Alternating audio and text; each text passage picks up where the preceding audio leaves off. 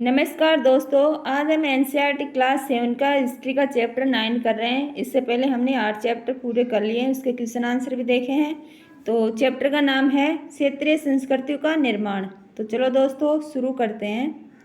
लोगों का वर्णन करने का एक सबसे सामान्य तरीका है उनकी बोलचाल की भाषा से उन्हें परिभाषित करना। जब हम किसी व्यक्ति को तमिल या उड़िया कहते हैं तो आमतौर पर इसका अर्थ होता है कि वह तमिल अथवा उड़िया भाषा बोलता है और तमिलनाडु या उड़ीसा में रहता है। इसी तरह से हम प्रत्येक क्षेत्र को कुछ खास किस्म के भोजन, वस्त्र, काव्य, नृत्य, संगीत और चित्रकला से जोड़ा करते हैं। कभी कभी हम इन अस्मिताओं को मानकर चलते हैं और सोचते हैं कि ये युग युगांतरों से अस्तित्व में हैं, किंतु भिन्न भिन्न क्षेत्रों के बीच विभाजक सीमाओं के बनने के समय में भूमिका में रही हैं, जिन्हें हम आज क्षेत्रीय संस्कृतियाँ समझते हैं।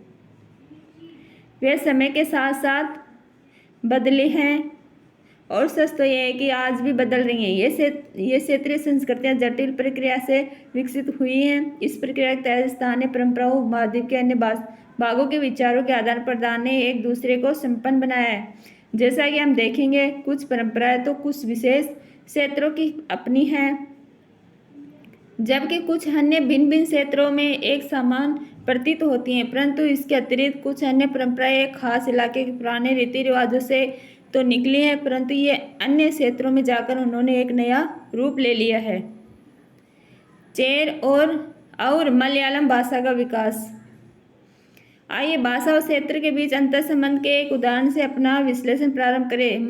महोदयपुरम का चेर राज्य प्रायद्वीप के दक्षिण पश्चिम भाग में है, जो आज के केरल राज्य का एक हिस्सा है। 9वीं शताब्दी में स्थापित किया गया। संभवतः मलयालम भाषा इस इलाके में बोली जाती थी। शासकों ने मलयालम भाषा एवं लिपि का प्रयोग अपने अभिलेखों में किया। वस्तुतः इस भाषा का प्रयोग महाद्वीप के सरकारी अभिलेखों में किसी क्षेत्रीय भाषा के प्रयोग के सबसे पहले उदाहरणों में से एक है।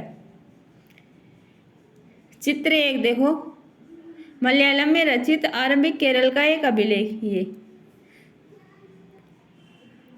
साथ साथ चेर लोगों ने संस्कृत की परंपराओं से बहुत कुछ ग्रहण किया। केरल का मंदिर रंगमंच, जिसकी परंपरा इस युग तक खोजी जा सकती है। संस्कृत महाकाव्य पर आधारित मलयालम भाषा की पहली साहित्यिक कृतियां, जो लगभग 12वीं शताब्दी की बताई जाती हैं, प्रत्यक्ष रूप से संस्कृत की ऋणी है।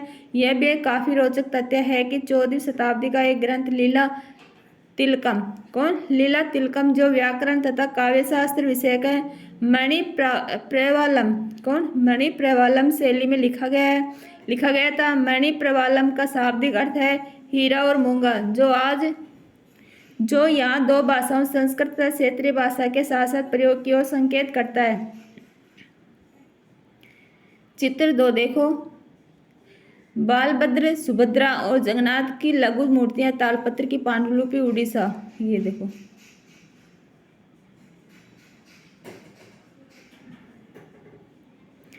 शासक और धार्मिक परंपराएं, जगन्नाथी संप्रदाय। अन्य क्षेत्रों में क्षेत्रीय संस्कृतियां क्षेत्रीय धार्मिक परंपराओं से विकसित हुई थी। इसी प्रक्रिया अरे आवाज क्यों कर रहे हो? संस्कृतियां क्षेत्रीय धार्मिक परंपराओं से विकसित हुई थी। कहाँ से हुई थी? क्षेत्रीय धार्मिक परंपराओं से। इस प्रक्रिया का सर्वोत्तम उदाहरण है पुरी, उड़ीसा में जगन्नाथ का संप्रदाय। जगन्नाथ का शाब्दिक अर्थ है दुनिया का मालिक, जो विष्णु का पर्यायवाची है। आज तक जगन्नाथ को काष्ठ प्रतिमा स्थानीय जनजातीय लोगों द्वारा बनाई जाती है, जिससे यह तात्पर्य निकलता है कि जगन्नाथ मूलतः एक स्थानीय देवता थे, जिन्हें आगे चलकर विष्णु का रूप मान लिया गया। 12वीं शताब्दी में गंग वंश के एक अत्यंत प्रतापी राजा अनंतवर्मन ने पुरी में पुरुषोत्तम जगन्नाथ के लिए एक मंदिर बनवाने का निश्चय किया। इसके बाद 1230 के राजा अनंग भीम तृतीय ने अपना राज्य पुरुषोत्तम जगन्नाथ को अर्पित कर दिया और स्वयं को जगन्नाथ का प्रतिनियुक्ति घोषित किया। जो इस मंदिर को तीर्थ स्थल यानी तीर्थ यात्रा केंद्र के रूप में महत्व प्राप्त होता गया। सामाजिक तथा राजनीतिक मामलों में भी इसकी सत्ता बढ़ती गई। जिन्होंने भी उड़ीसा को जीता, जैसे मुगल, मराठे और अंग्रेजी ईस्ट इंडिया कंपनी, सब ने इस मंदिर पर अपना नियंत्रण स्थापित करने का प्रयत्न किया। वे सभी यह महसूस करते थे कि मंदिर पर नियंत्रण प्राप्त करने से स्थानीय जनता में उनका शासन स्वीकार्य हो जाएगा। चित्र 3 देखो, जगन्नाथ मंदिर पुरी। ये देखो चित्र।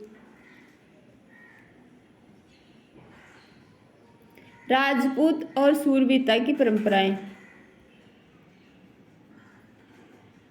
19वीं शताब्दी में ब्रिटिश लोग उस क्षेत्र को जहां आज का अधिकांश राजस्थान स्थित है राजपूताना कहते थे। इससे यह समझा जा सकता है कि वह एक ऐसा प्रदेश था जहां केवल अथवा प्रमुख रूप से राजपूत ही रहा करते थे, लेकिन ये बात आंशिक रूप से सत्य है। ऐसे अनेक समूह थे और आज भी हैं जो उत्तरी और मध्यवर्ती भारत के अनेक क्षेत्रों में अपने आप को राजपूत कहते हैं। यह भी सच है कि राजस्थान में राजपूतों के अलावा अन्य लोग भी रहते हैं, तथापि अक्सर यह माना जाता है कि राजपूतों ने राजस्थान को एक विशिष्ट संस्कृति प्रदान की है। ये सांस्कृतिक परंपराएं वहाँ के शासकों के आदर्शों तथा अभिलाषाओं के साथ घनिष्ठता से जुड़ी हुई थी। लगभग 8वीं शताब्दी से आज के राजस्थान के अधिकांश भाग पर विभिन्न परिवारों के राजपूत राजाओं का शासन रहा। पृथ्वीराज अध्याय 2 एक ऐसा ही शासक था, हमने पढ़ा था। ये शासक ऐसे शूरवीरों के आदर्शों को अपने हृदय में संजोए रखते थे जिन्होंने रण क्षेत्र में बहादुर से लड़ते हुए अक्सर मृत्यु का वरण धारण किया मगर पीठ नहीं दिखाई। राजपूत शूरवीरों, बीकानेर के राजकुमार राज सिंह। ये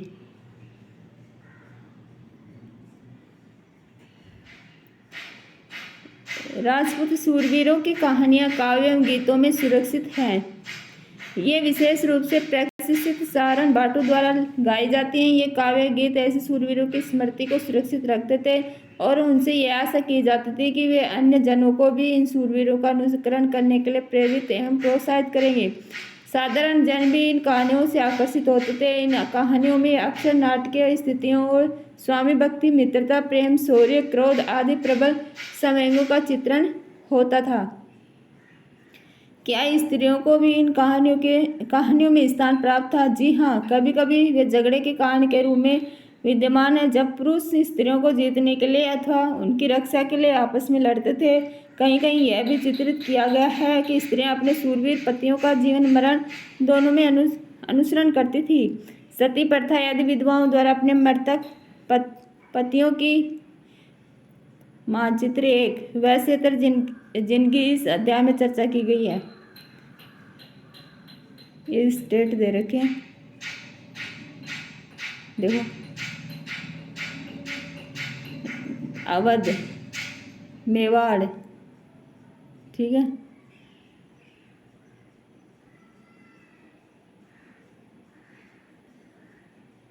मृतक पतियों की चिता पर जिंदा जल जाने की प्रथा का भी कुछ कहानियों में उल्लेख पाया जाता है। इस प्रकार जो लोग शूरवीरता के आदर्शों का पालन करते थे उन्हें अक्सर इस आदर्श के लिए अपने जीवन का बलिदान करना होता था।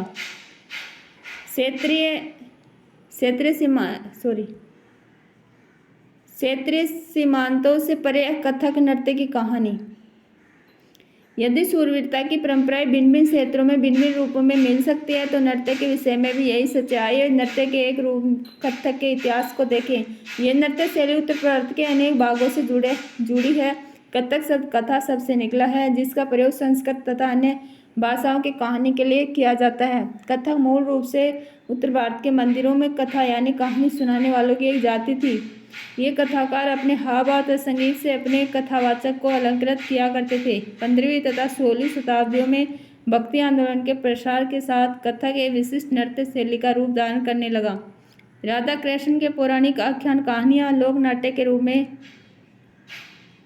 प्रस्तुत किए जाते थे जिन्हें रासलीला कहा जाता था। रासलीला के लोक नृत्य के साथ कथक कथाकार के मूल हाव भाव भी जुड़े होते थे। चित्र 5 नृत्य की कक्षा, लक्ष्मण मंदिर, खजुराहो। ये देखो,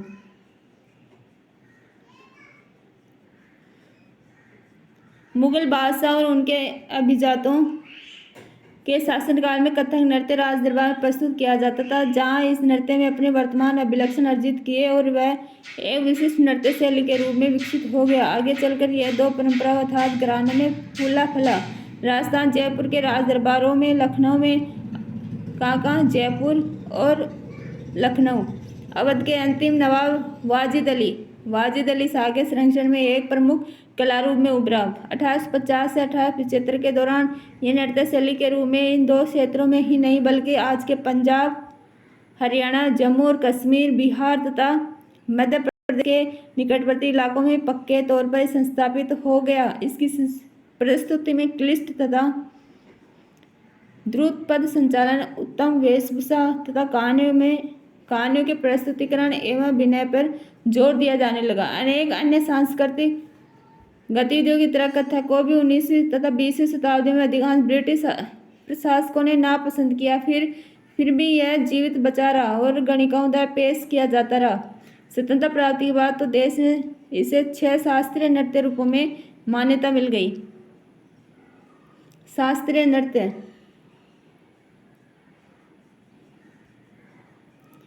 किस कला के रूप को शास्त्रीय माना जाए, इस प्रश्न का उत्तर देना अक्सर बहुत कठिन होता है। क्या हम उस रूप या शैली को शास्त्रीय कहते हैं जिसका विषय धार्मिक हो, अथवा क्या हम उसे शास्त्रीय इसलिए मानते हैं क्योंकि इसके लिए अत्यधिक कौशल की आवश्यकता होती है जो कई वर्षों के लंबे प्रशिक्षण से ही प्राप्त होता है, अथवा यह शास्त्रीय इसलिए क्योंकि यह निर्धारित नियमों के अनुसार प्रदर्शित या प्रस्तुत किया जाता है और उसमें विभिन्नताओं प्रोत्साहन नहीं दिया जाता है। ये ऐसे प्रश्न हैं जिन पर हमें विचार करने की आवश्यकता है। यह भी स्मरणीय है कि बहुत से ऐसे नृत्य रूपों में जिन्हें लोक नृत्य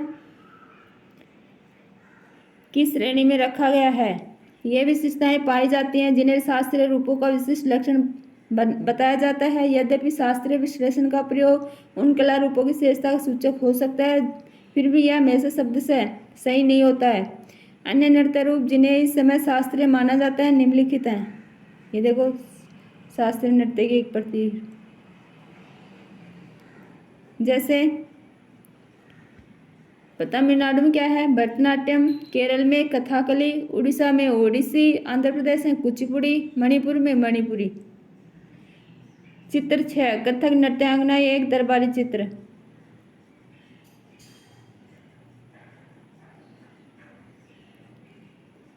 चित्र 7 शिकार के दौरान आराम करते अकबर मुगल लघु चित्र। ये देखो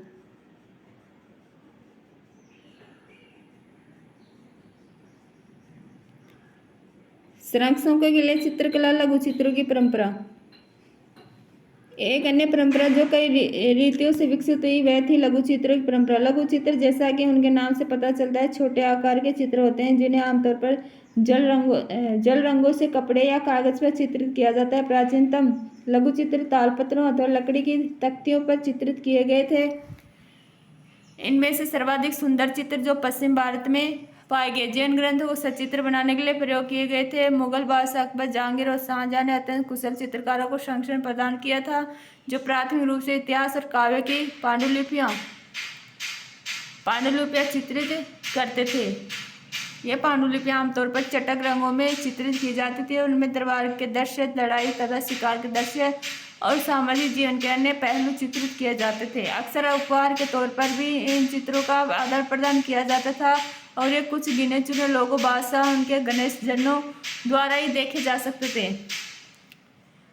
मुगल साम्राज्य के पतन के साथ अनेक चित्रकार मुगल दरबार छोड़कर नए उभरने वाले क्षेत्रीय राज्यों अध्याय 10 में भी देखे कि दरबारों में चले गए। परिणाम स्वरूप मुगलों की कलात्मक रुचियों ने दक्षिण के क्षेत्रीय दरबारों, राजस्थान के राजपूती दरबारों को प्रभावित किया, लेकिन इसके साथ ही उन्होंने अपनी विशिष्ट विशेषताओं को सुरक्षित रखा और उनका विकास भी किया। मुगल उदाहरणों का अनुसरण करते हुए शासकों तथा उनके दरबारों के दृश्य चित्रित किए जाने लगे।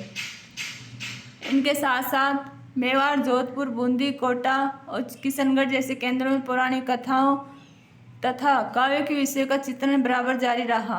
ऐसा ही एक अन्य क्षेत्र था आधुनिक हिमाचल प्रदेश के इर्द गिर्द हिमालय की तलहटी का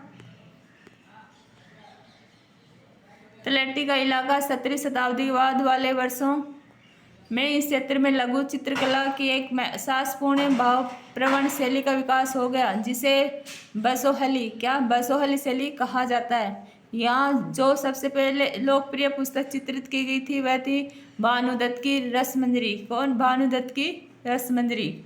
1739 में नादिर शाह के आक्रमण और दिल्ली विजय के परिणाम स्वरूप मुगल कलाकार मैदानी इलाकों की अनिश्चितताओं से बचने के लिए पहाड़ी क्षेत्रों की ओर पलायन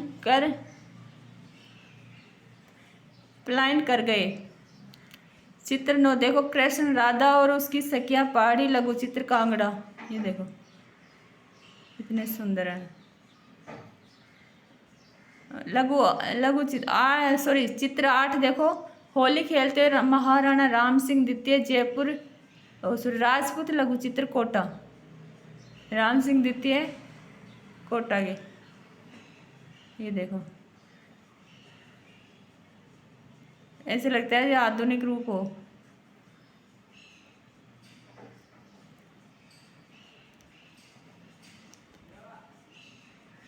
उन्हें वहां जाते ही आश्रयदाता तैयार मिले, जिसके फलस्वरूप चित्रकारी की कांगड़ा शैली विकसित हुई। 18वीं शताब्दी के मध्य भाग तक कांगड़ा के कलाकारों ने एक नई शैली विकसित कर ली, जिसने लघु चित्रकारी में एक नई जान डाल दी। उनके प्रेरणा का स्रोत वहाँ की वैष्णव परंपराएं थी। ठंडे नीले हरे रंगों सहित कोमल रंगों का प्रयोग विषय का काव्यात्मक निरूपण कांगड़ा शैली की विशेषता थी। स्मरण रहे कि साधारण स्त्री पुरुष भी बर्तनों, दीवारों, कपड़ों, फर्श आदि की पर अपनी कलाकृतियां चित्रित करते थे। कला के इन नमूनों में से कुछ ही बच पाते थे। इसके विपरीत लघु चित्र राजमहलों में सावधानी पूर्वक रखे जाते थे, जिससे वे सदियों तक सुरक्षित रहे। बंगाल नजदीक से एक नजर। चित्र 10 है, सबसे पहली बंगाली रामायण के तालपत्र की पांडुलिपि का एक पृष्ठ। ये देखो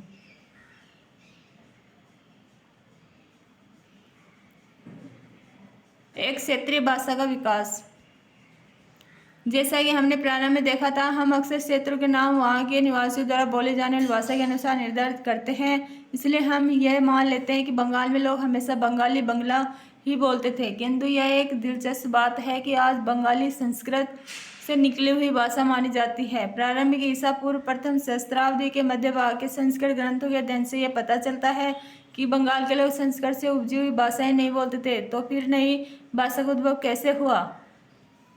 ईसा पूर्व चौथी तीसरी शताब्दी से बंगाल और मगध दक्षिण बिहार के बीच वाणिज्यिक संबंध स्थापित होने लगे थे, जिसके कारण संभवतः संस्कृत का प्रभाव बढ़ता गया होगा। चौथी शताब्दी के दौरान गुप्त वंशी शासकों ने उत्तरी बंगाल पर अपना राजनीतिक नियंत्रण स्थापित कर लिया और वहां ब्राह्मणों को बसाना शुरू कर दिया। इस प्रकार गंगा के मध्य घाटी के भाषाई तथा सांस्कृतिक प्रभाव अधिक प्रबल हो गए और 7वीं शताब्दी से चीनी यात्री होनसांग ने यह पाया कि बंगाल में सर्वत्र संस्कृत से संबंधित भाषाओं का प्रयोग हो रहा था। 8वीं शताब्दी से पाल शासकों के अंतर्गत एक क्षेत्रीय राज्य का उद्भव हो गया। अध्याय 2 हमने पढ़ा था। 14वीं से 16वीं शताब्दी के बीच बंगाल पर सुल्तानों का शासन राज्य और दिल्ली में स्थित शासकों से स्वतंत्र थे। 1586 में जब अकबर ने इस प्रदेश बंगाल को जीत लिया था, कब जीता? 1586 में, तो उसे सूबा माना जाने लगा। उस समय प्रशासन की भाषा तो फारसी थी, लेकिन बंगाली एक क्षेत्रीय भाषा के रूप में विकसित हो रही थी। वस्तुतः 15वीं शताब्दी तक आते आते उपभाषाओं तथा बोलियों का बंगाली समय एक सामान्य साहित्यिक भाषा के द्वारा एकबद्ध हो गया। यह साहित्यिक भाषा उस क्षेत्र के पश्चिम भाग की बोलचाल की भाषा थी, जिसे अब पश्चिम बंगाल कहा जाता है। यद्यपि बंगाली का उद्भव संस्कृत से हुआ, पर यह अपने क्रम विकास की अनेक अवस्थाओं से गुजरी है। इसके अलावा गैर संस्कृत शब्दों का एक विशाल शब्द भंडार, जो जनजातीय भाषाओं, फारसी और यूरोपीय भाषाओं सहित अनेक स्रोतों से इसे प्राप्त हुआ है, आधुनिक बंगाली का एक हिस्सा बन गया है। बंगाली के प्रारंभिक साहित्य को 2 श्रेणियों में बांटा जा सकता है। एक श्रेणी संस्कृत की ऋणी है और दूसरी सबसे स्वतंत्र है। पहली श्रेणी में संस्कृत महाकाव्यों के अनुवाद मंगल काव्य, शाब्दिक अर्थों में सूफी यानी मांगलिक काव्य जो स्थानीय देवी देवताओं से संबंधित है, और भक्ति साहित्य जैसे गौड़ीय वैष्णव आंदोलन के नेता श्री चैतन्य देव की जीवनियाँ आदि शामिल है। दूसरी श्रेणी में नाच साहित्य शामिल है, जैसे मेनामती, गोपीचंद्र के गीत, धर्म ठाकुर की पूजा संबंधित कहानियाँ, परी कथाएं, लोक कथाएं और गाथा गीत। मेनामती, गोपीचंद्र और धर्म ठाकुर। नाथ लोग सन्यासी होते थे जो तरह तरह की योगिक क्रियाएं करते थे। यह गीत विशेष जो अक्सर अभिनीत किया जाता है यह बताता है कि रानी मेनामती ने अपने पुत्र गोपीचंद्र को अनेक बाधाओं के समक्ष संन्यास का मार्ग अपनाने को किस प्रकार प्रोत्साहित किया था। धर्म ठाकुर एक क्षेत्रीय लोकप्रिय देव हैं जिनकी पूजा अक्सर एक पत्थर या काठ की मूर्ति के रूप में की जाती है। पहली श्रेणी के ग्रंथों का काल निर्णय करना अपेक्षाकृत सरल है क्योंकि ऐसी अनेक पांडुलिपियां पाई गई हैं जिनमें यह इंगित किया गया है कि उनकी रचना 15वीं शताब्दी के उत्तरार्ध और 18वीं शताब्दी के मध्य भाग के बीच की गई थी। दूसरी श्रेणी की कृतियां मौखिक रूप से कहीं सुनी जाती थी, इसलिए उनका काल निर्णय सही नहीं किया जा सकता। वे खास तौर पर पूर्वी बंगाल में लोकप्रिय थी जहाँ ब्राह्मणों का प्रभाव अपेक्षाकृत कम था। पीर पीर क्या है? फारसी भाषा का शब्द है जिसका अर्थ है आध्यात्मिक मार्गदर्शक। पीर और मंदिर। 16वीं शताब्दी से लोगों ने बड़ी संख्या में पश्चिम बंगाल के कम उपजाऊ क्षेत्रों को छोड़कर दक्षिण पूर्वी बंगाल के जंगली तथा दलदली इलाकों में प्रवास करना शुरू कर दिया था। ज्यों-ज्यों वे पूर्व की ओर बढ़ते गए वे जंगलों को साफ करके भूमि में धान की खेती लगे। स्नेह स्थानीय मछुआ तथा स्थानांतरीय खेती करने वाले लोग जो अक्सर जनजातीय थे किसानों के नए समुदाय में मिल गए। इन्हीं दिनों बंगाल पर मुगलों का नियंत्रण स्थापित हो गया था जिन्होंने पूर्वी डेल्टा प्रदेश के केंद्रीय भाग में स्थित ढाका नगर में अपनी राजधानी स्थापित की। अधिकारी और कर्मचारी लोग भूमि प्राप्त करके अक्सर उस पर मस्जिदें बना लेते थे जो इन इलाकों की धार्मिक रूपांतरण केंद्रों के रूप में काम आती थी। प्रारंभ में बाहर से आकर यहाँ बसने वाले लोग इन अस्थिर परिस्थितियों में रहने के लिए कुछ व्यवस्था तथा आश्वासन चाहते थे। ये सुख सुविधाएं तथा आश्वासन उन्हें समुदाय के नेताओं ने प्रदान की। ये नेता शिक्षकों और निर्णायकों की भूमिकाएं भी अदा करते थे। कभी कभी ऐसा समझा जाता था कि इन नेताओं के पास अलौकिक शक्तियां, स्नेह और आदर से लोग इन्हें पीर कहा करते थे। इस पीर श्रेणी में संत या सूफी और अन्य धार्मिक महानुभाव, साहसी, उपनिवेशी, देवत्व प्राप्त सैनिक एवं योद्धा, विभिन्न हिंदू एवं बौद्ध देवी देवता या और यहाँ तक कि जीव आत्माएं भी शामिल थे। पीरों की पूजा पद्धतियाँ बहुत ही लोकप्रिय हो गई और उनकी मज़ारें बंगाल में सर्वत्र पाई जाती है। बंगाल में 15वीं शताब्दी के बाद वाले वर्षों में मंदिर बनाने का दौर जोरों पर रहा जो 19वीं शताब्दी में आकर समाप्त हो गया। हमने देखा है अध्याय 2 और 5 की मंदिर और अन्य धार्मिक भवन अक्सर उन व्यक्तियों या समूह द्वारा बनाए जाते थे जो शक्तिशाली बन रहे थे। वे इनके माध्यम से अपनी शक्ति तथा भक्ति भाव का प्रदर्शन करना चाहते थे। बंगाल में साधारण ईंटों मिट्टी गारे से अनेक मंदिर निम्न सामाजिक समूह जैसे कालू, तेली, कांसारी, घंटा धातु कारीगर आदि के समर्थक से बने थे। यूरोप की व्यापारिक कंपनियों के आ जाने से नए आर्थिक अवसर पैदा हुए। इन सामाजिक समूहों से संबंधित अन्य परिवारों ने इन अवसरों का लाभ उठाया। जैसे जैसे लोगों की सामाजिक तथा आर्थिक स्थिति सुधरती गई उन्होंने इन स्मारकों के निर्माण के माध्यम से अपनी प्रस्थिति या प्रतिष्ठा की घोषणा कर दी।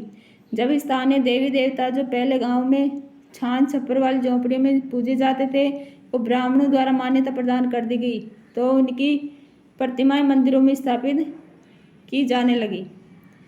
चित्र 11 एक दो चाला छप्परदार झोंपड़ी। चित्र 12 एक चौचाला मंदिर। ये देखो दो चाला और चौचाला, ये तो दो चाला है, देखो ये दो चाला ये चौचाला, ठीक है। चित्र 13 है गोपियों के साथ कृष्ण श्यामपुर मंदिर से पक्की मिट्टी के पटिया विष्णुपुर। ये देखो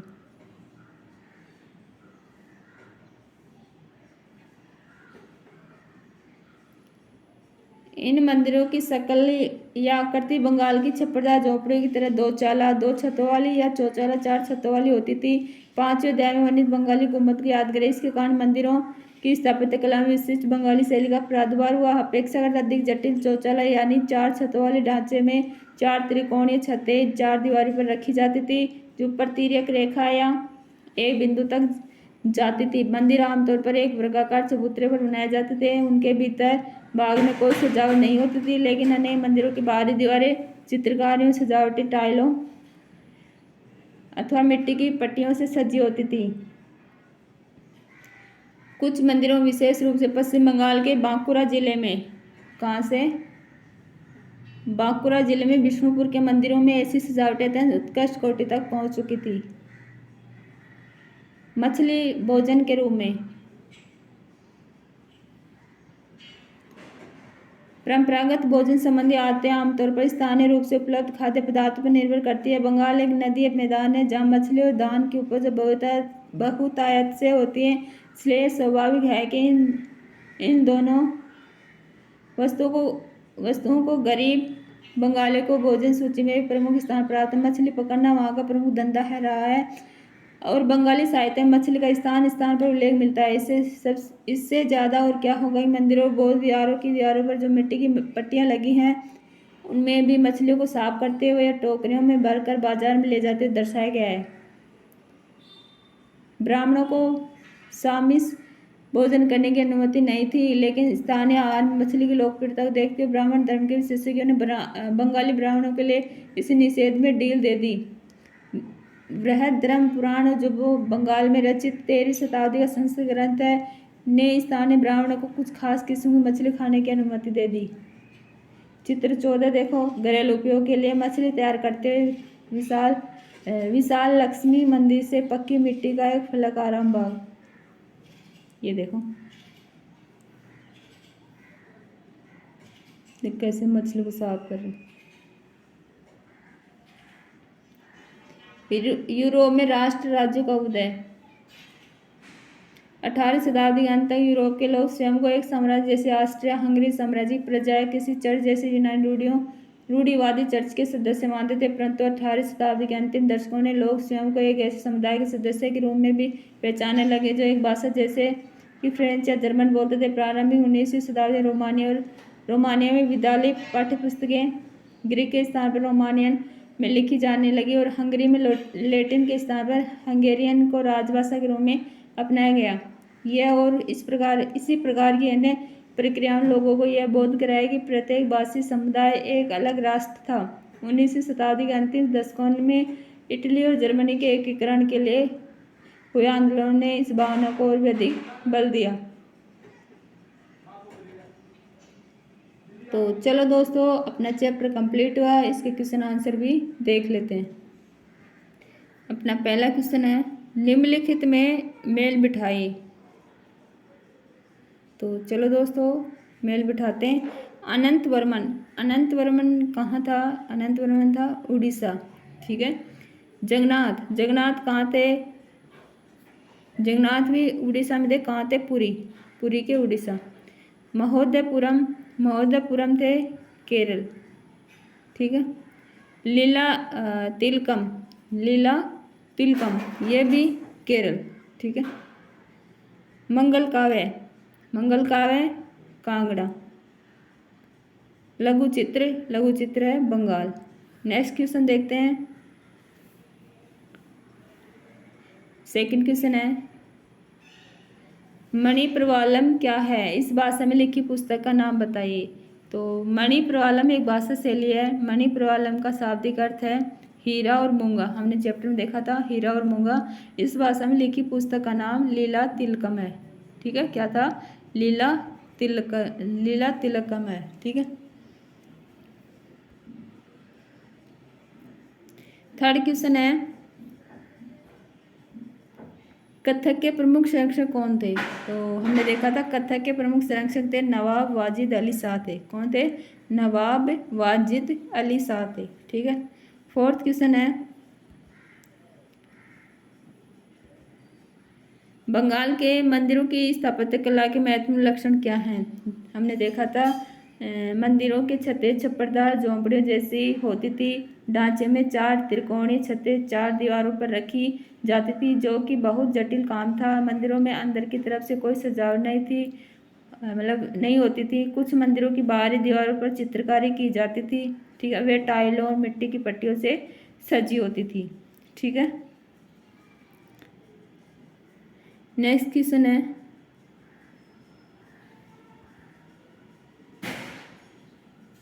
फिफ्थ क्वेश्चन। चारण भाटों ने सूरवीरों की उपलब्धियों की उद्घोषणा क्यों की? क्योंकि चारण भाटों ने सूरवीरों की उपलब्धियां की उद्घोषणा इसलिए की क्योंकि चारण भाटों द्वारा कहे गए काव्य एवं गीत ऐसे सूरवीरों की स्मृतियों को सुरक्षित रखते थे। उनसे ये आशा की जाती थी कि वे अन्य जनों को भी उन सूरवीरों का अनुकरण करने के लिए प्रेरित एवं प्रोत्साहित करेंगे। ठीक है।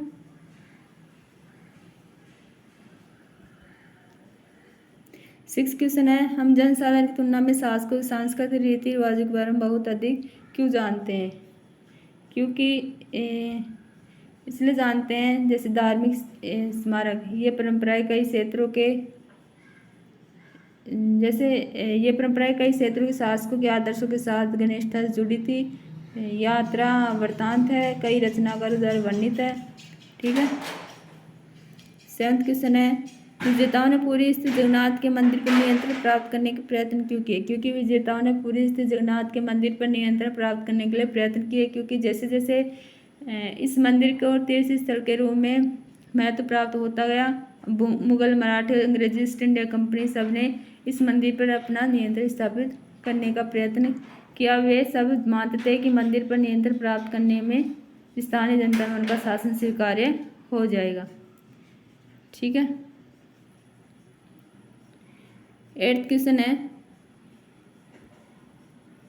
बंगाल में मंदिर क्यों बनाए गए? क्योंकि बंगाल में मंदिर बनाए गए जैसे जैसे वहाँ के लोगों की सामाजिक तथा आर्थिक स्थिति सुधरती गई, उन्होंने इन मंदिरों के निर्माण के माध्यम से अपनी प्रतिष्ठा की घोषणा कर दी। ठीक है। तो चलो दोस्तों, अपना चैप्टर कंप्लीट हुआ। इसके साथ साथ हमने क्वेश्चन आंसर भी देखे। तो नेक्स्ट चैप्टर में जल्दी मिलते हैं। Thank you.